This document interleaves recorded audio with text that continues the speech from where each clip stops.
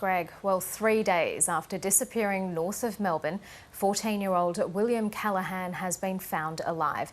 The teenager, who is autistic and non-verbal, wandered off at Mount Disappointment on Monday, prompting a major air and ground search. He was found a few hours ago. Karen Percy is at Mount Disappointment this afternoon. Karen, there must have been such a huge sense of relief when Will Callaghan emerged from the bush. Absolutely. Relief is just beginning to describe how people here were feeling. Absolute joy, I think, might be particularly his mother, Penny, who this morning remained optimistic. She was talking about her son being extremely resilient, and boy was he. Almost 48 hours from when he got separated from his family. They were here on Monday afternoon.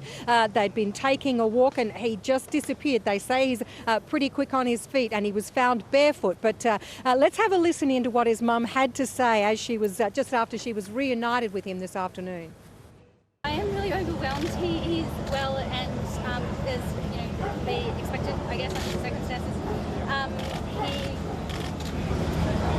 He's quite calm considering he's just used Prolo Quo to go to initiate to tell us that he's confused and he's scared and he's repressing the body meaning obviously his body feels weird.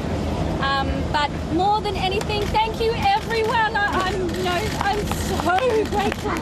You're all amazing. What an amazing community. So what more can I say? I want to be with my boy. What was that moment like when you I saw didn't Will? believe it. I just thought, I can't imagine what he's been feeling and going through, and I'm just so grateful and so relieved. He's just a very special person, and all the people in his life, they love him to bits, and there are some amazing sides to autism. As I said earlier, it is hard, but he's just so special, and so we're so privileged to have him in our life. Penny, we're told, what are you guys going to do when life gets a little bit back to normal? I'd like to take him on a holiday. I think he hasn't, What did he ask for Macca's? Oh, his first request was McDonald's. Yeah, I think he wanted hot, salty food, and he said, yep. Have you had a chance to speak to Ben, who found him? No, I want to thank him. Where is Ben? Does anyone know where Ben is? Someone will find him. Okay, yeah, no, I need to, and I think he might be wearing Ben's jacket, so I need to return that to him. Penny, you're amazing. Thank you so much. Thank you, Penny. So that's Penny Callaghan, Will Callaghan's very relieved mother. Karen, do we know where and how he was found? Talk us through that. Well, he was found about a kilometre and a half from here, the staging post, the command post, where all of the emergency services and rescue services have been for the past couple of days. He was about 10 minutes away from the summit, and a couple of young women we spoke to who came up this morning determined to bush bash and find their way and assist here. They said he was only about 100 metres away from the road, but it's so thick.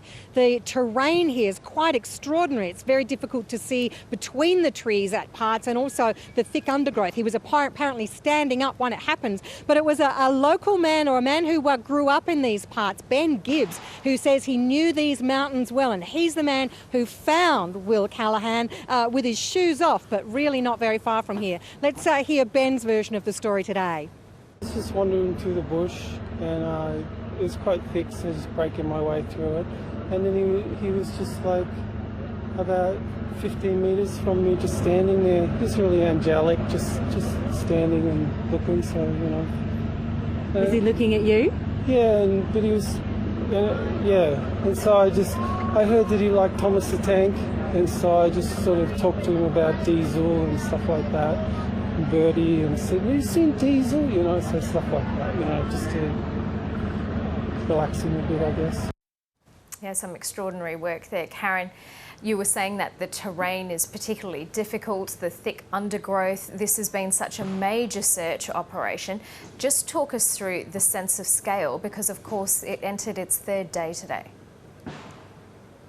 That's right. It was almost a full 48 hours over 3 days that people were searching. And today it was in the order of 500 people who were fanned out. They've increased the area that they were looking at today because they wondered just how far Will might have wandered. But they were on horseback, they were on dirt bikes, they were in four-wheel drives, they were walking with their dogs, they were bush bashing. And of course then you had from the air the helicopters and the like. It really quite an extraordinary logistical effort. And you can probably start to see and hear from behind me, they're sort of packing up slowly, but you've got to feed these people, you've got to keep them warm, they've got to be coordinated. So really quite an extraordinary effort. And Acting Inspector Christine Lawler admitted she's been overseeing this, and she admitted she was quite emotional when she heard about this. As you'd imagine, so much invested, so many people. So let's hear what she had to say after all this was done.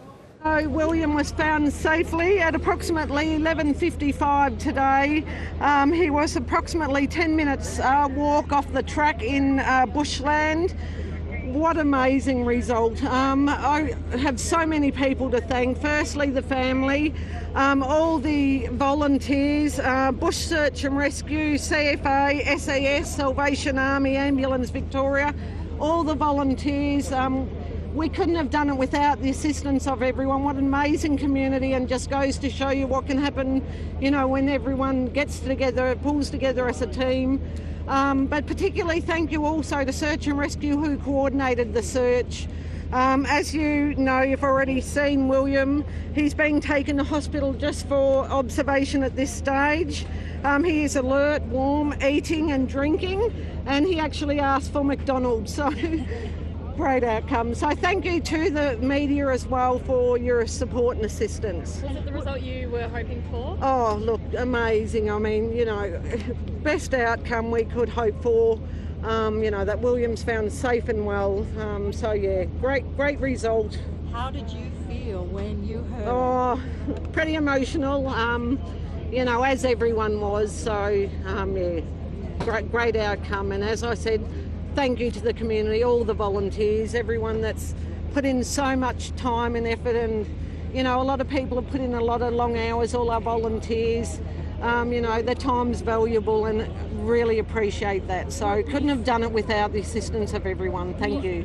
Sorry, what do you think about starting to doubt that you would have a good outcome given it had been 3 days? No, look, we were still, you know, we still had hope, and, you know, this was the outcome that we hoped for today. So we hadn't lost hope, but of course, you know, still great when you find him, you know, alive and well. So really good. How far was he found from where he was last seen? Like, what was that distance like? Not that far, so about 1.5 kilometres from here. He was about, I'm told, 10 minutes walk off the track in bushland.